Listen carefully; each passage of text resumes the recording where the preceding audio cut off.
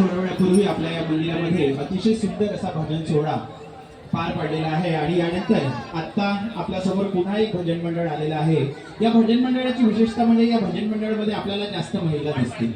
खरंच आज महिलांचं जितकं कौतुक कराल तितकं कमीच आहे। त्याच्याप्रमाणे हा आजचा आपला सोहळा श्री स्वामी समर्थ महाराजांचा प्रकट दिन आपण अनुभवूया।